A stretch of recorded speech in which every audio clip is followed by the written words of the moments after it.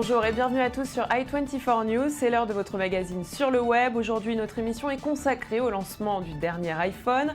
À quelques jours à peine du festival digital DLD qui aura lieu à Tel Aviv, on vous dévoile tout sur les nouveautés d'Apple. On ne manquera pas de vous parler de son dernier petit bijou, l'Apple Watch, cette montre ultra connectée qui fait beaucoup de bruit dans l'univers du high-tech.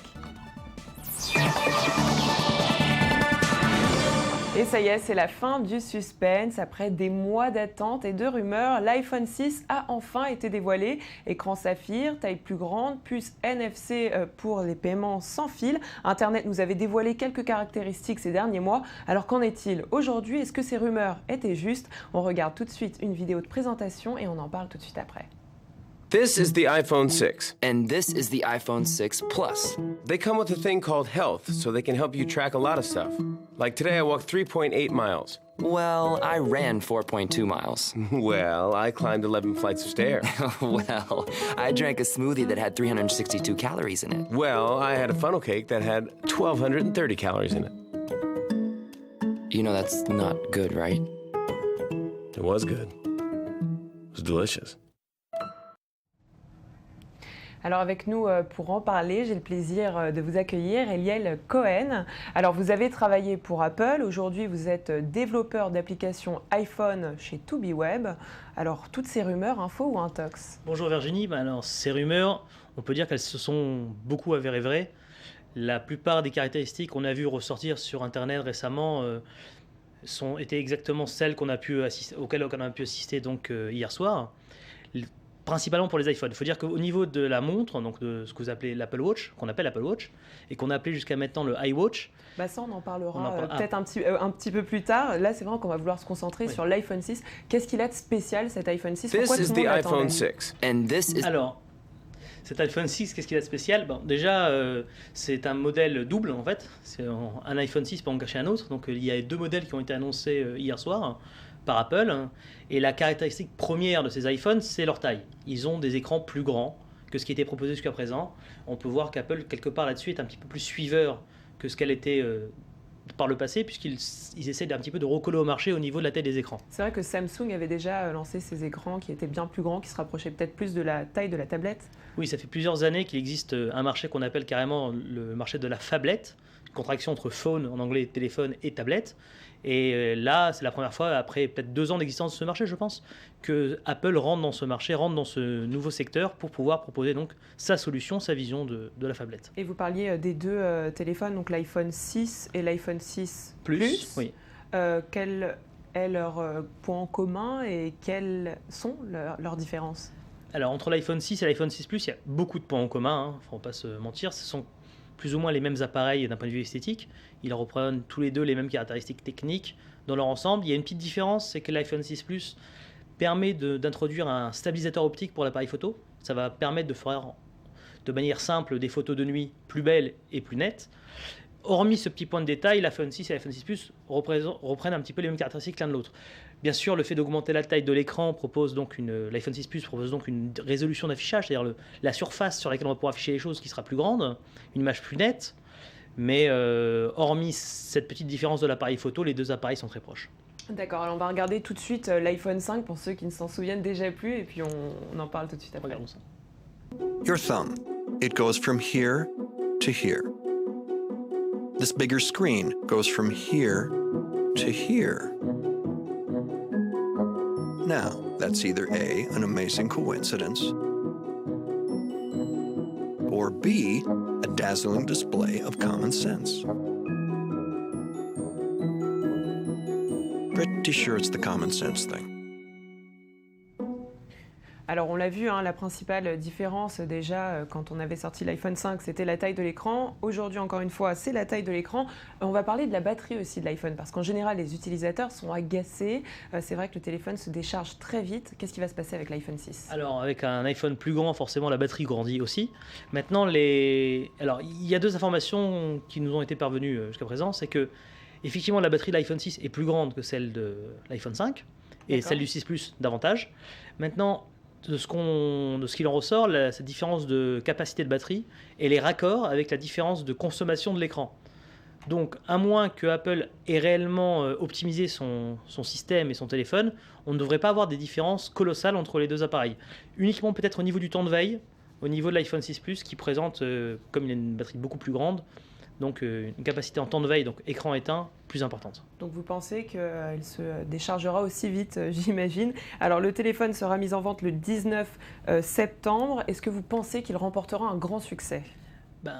On peut, pour tous ceux qui ont essayé de voir la conférence déjà hier soir sur Internet, ils ont pu se rendre compte qu'il y aurait un succès sûrement, puisque en tout cas il y a une attente, puisque les serveurs d'Apple, le site d'Apple s'est complètement effondré sous la charge des internautes qui essayaient d'accéder à ça. Maintenant, donc il sort le 19 septembre. Le 12 septembre, il sera en précommande déjà, je pense, dans un nombre restreint de pays. Et le 9 septembre, ensuite, il y aura la sortie. C'est sûr que il est sûr que le nombre de ventes sera inconséquent, comme d'habitude avec Apple. Maintenant, la question est de savoir comment ça va leur permettre de reprendre des parts de marché qu'ils avaient perdues vis-à-vis de Samsung, leur premier concurrent. Et est-ce que ces deux nouveaux modèles vont leur permettre réellement de rattraper leur retard au niveau des parts de marché? Et puis on voit en plus qu'Apple en ce moment s'intéresse beaucoup au fitness. On va regarder tout de suite une de leurs publicités. On va en parler tout de suite après ensemble.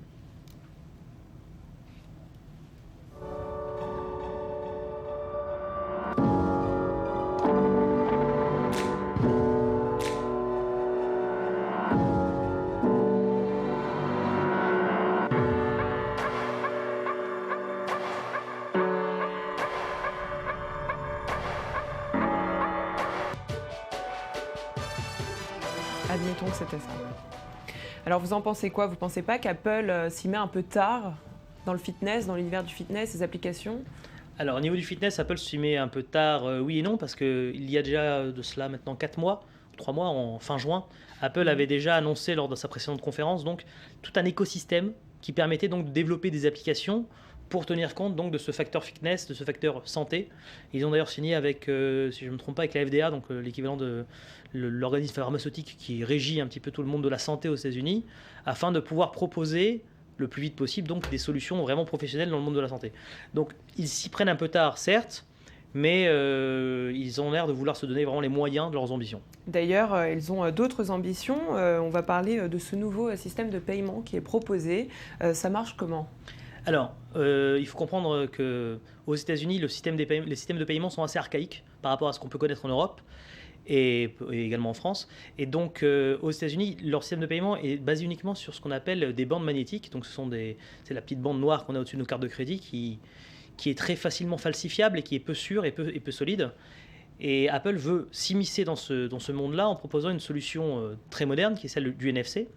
Alors le NFC, c'est quoi? C'est une simple technologie qui permet, sans contact, de communiquer entre sa carte ou son appareil et une borne de paiement. Apple rajoute un peu du sien en y mélangeant avec sa technologie d'authentification Touch ID qui permet à l'utilisateur avec son petit doigt, voilà, directement il s'authentifie. C'est sûr, c'est une méthode robuste. Ça leur a permis, si je ne m'abuse, de négocier des tarifs très intéressants au niveau des institutions bancaires aux États-Unis. Ils ont signé avec tout le monde d'ailleurs. Si je ne me trompe pas, la plupart des banques... Et ça, justement, ce paiement via le téléphone, on pourra l'avoir qu'aux États-Unis ou dans le monde entier? Alors, le paiement dans le téléphone, il y a deux choses. Il y a le paiement dans le téléphone dans un point physique, c'est-à-dire que vous êtes dans un magasin et vous souhaitez payer. À ce niveau-là, bien entendu, il faut que le magasin s'équipe. Ils ont commencé à équiper, donc, pour l'instant, uniquement les magasins américains. La plupart des chaînes américaines ont annoncé qu'ils suivaient le projet, qu'ils étaient partie prenante.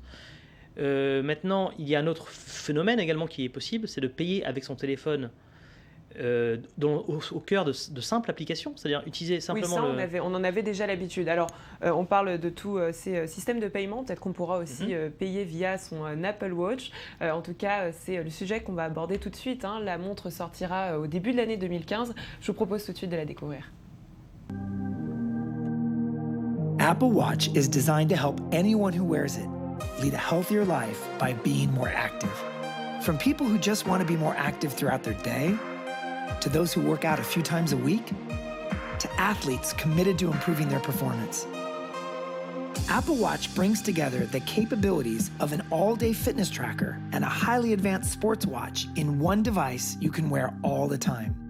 It can track a wider variety of activities because it's able to collect more types of data. It uses an accelerometer to measure your total body movement. It has a custom sensor that can measure intensity by tracking your heart rate. And it uses the GPS and Wi-Fi in your iPhone to track how far you've moved. we wanted to give you the most complete picture of your all-day activity and not just highlight the quantity of movement, but the quality and frequency as well. Alors on l'a vu, il y a encore toutes ces caractéristiques autour du fitness et puis bien plus. Qu'est-ce qu'on sait aujourd'hui de l'Apple Watch? On pensait que ça allait s'appeler l'iWatch. Effectivement, il y a un petit changement de nom en première vue dans la stratégie commerciale d'Apple, qui a été d'enlever peut-être un petit peu ce nom un peu vieillot ou ancien qui a été initié par Steve Jobs, ça maintenant près de 15 ans.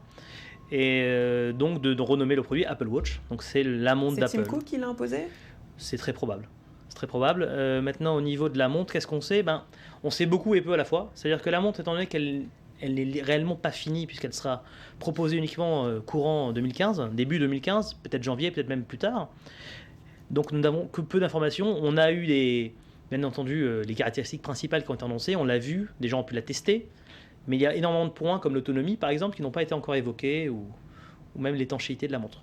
D'accord, et on va parler d'Apple de façon générale. On voit aujourd'hui de plus en plus de bijoux ou de vêtements connectés. Est-ce que vous pensez que c'est le nouvel objectif de ces géants de la technologie? C'est clairement leur objectif. Le fait de rentrer dans le monde des univers, des produits connectés, et donc de tout ce qu'on appelle le wearable computing, c'est-à-dire ces choses qu'on met sur soi et qui communiquent avec Internet, c'est un objectif conséquent pour eux, car ça permet de mieux connaître les utilisateurs. Et quand on connaît mieux les utilisateurs, on peut prévoir donc leur habitude d'achat, ce qu'ils comptent acheter, ce qu'ils aiment, ce qu'ils n'aiment pas. Et en se rapprochant ainsi d'eux, on a un pouvoir commercial conséquent. C'est la raison première pour laquelle la plupart des grands groupes, particulièrement Google, s'immiscient de plus en plus dans ces appareils connectés. C'est le futur. Merci beaucoup Eliel Cohen. Merci. Restez avec nous. On continue à parler actualité. Cette fois-ci, on va passer aux news insolites. Internet s'est trouvé une nouvelle coqueluche, c'est la news du jour. Elle s'appelle Marnie, c'est un chien star sur les réseaux sociaux. Sa particularité, une langue pendante et une tête penchée. En 2012, Marnie a été retrouvée dans les rues du Connecticut, aveugle de l'œil gauche, incapable de se nourrir. Et le cou déformé, eh bien, la SPA américaine n'avait pas beaucoup d'espoir, mais tout s'est arrangé quand elle a rencontré une New-Yorkaise. Son nom est Shirley, elle a adopté la petite Marnie. Aujourd'hui, Marnie est soignée. Elle a retrouvé la vue. Ces photos fusent sur Instagram. Les messages sont de plus en plus nombreux sur ses pages Facebook et Twitter. Chaque jour, ces vidéos YouTube font énormément de vues. Regardez.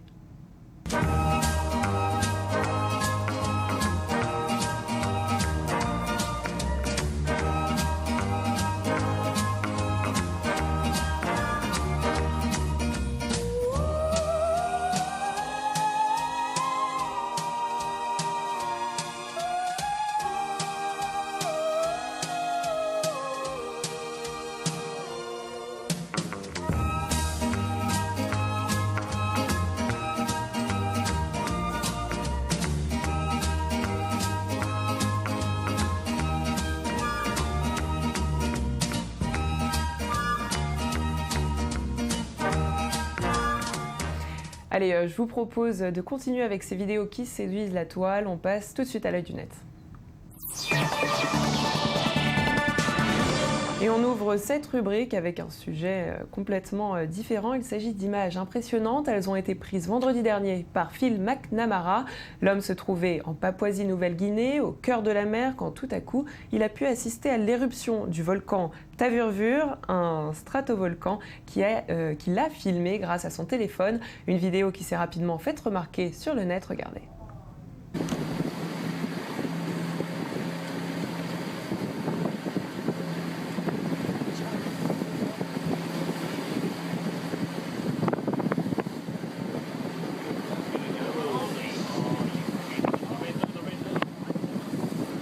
Watch out for the shock, it's coming.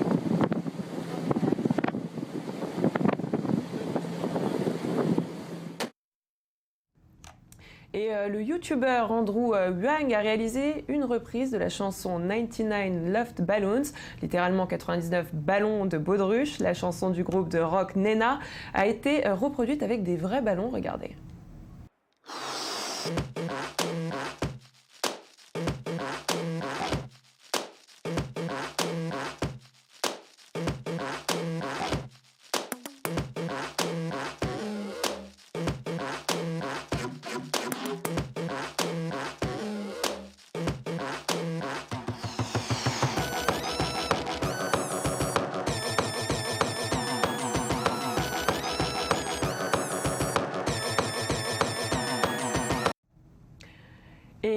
c'est la fin de cette émission. Je vous donne rendez-vous demain, même heure et même endroit pour une prochaine édition de Sur le Web.